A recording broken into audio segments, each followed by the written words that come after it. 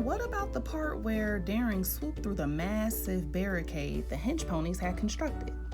I couldn't believe she made it, even though they were blocking the path to the secret stone that unlocked the hidden gates that led to the road to the volcano of destiny, RainbowDash yelled. She spread her blue wings out wide in excitement. Her voice was so loud that any pony within a mile radius of PonyVille Park could have heard her.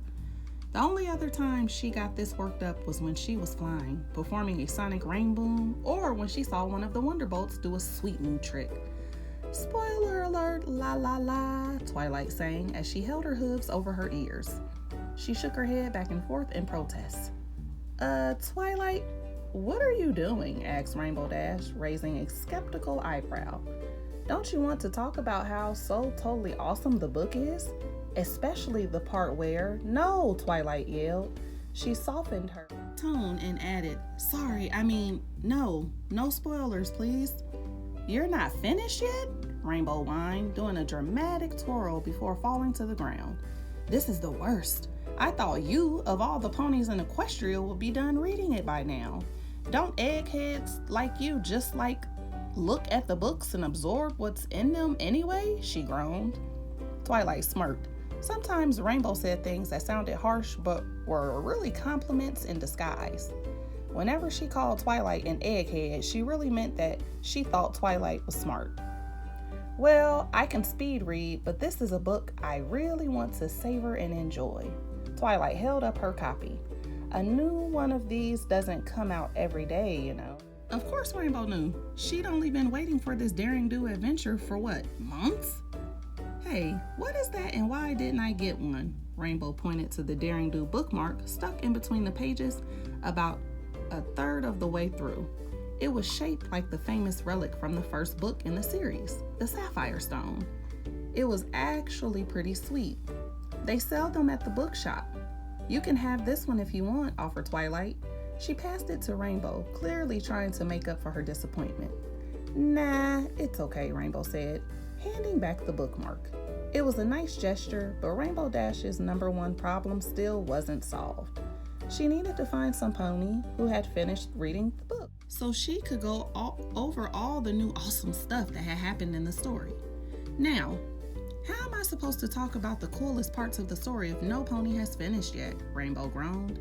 Sorry, Rainbow, Twilight said, taking a seat on her favorite bench on the perimeter of PonyVille Park. But I'm going to take my time.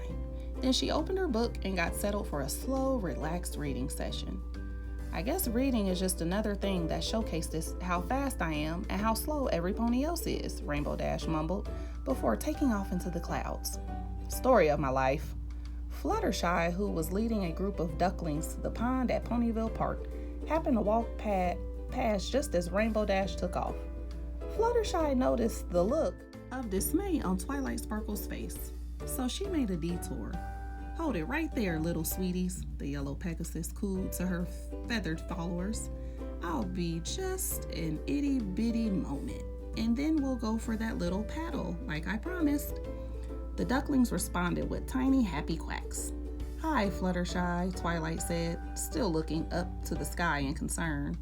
Up in the sky, Rainbow kicked a cloud in frustration. It disappeared with a poof. She frowned and looked for another puffy cumulus to take her anger out on. Is something wrong with RainbowDash? Fluttershy asked, looking toward the sky. She seems a little down. She wants to talk about the new Daring Do book, but no ponies finished reading yet, explained Twilight. She furrowed her brow in concern. Oh, I just started reading it, said Fluttershy, but I had to put it down and take care of my daily duckling duties. It's quite good so far. I just wish there was something we could do to help her. It's so great to see a pony so excited about reading, Twilight sighed. If I had it my way, every pony would read all the time.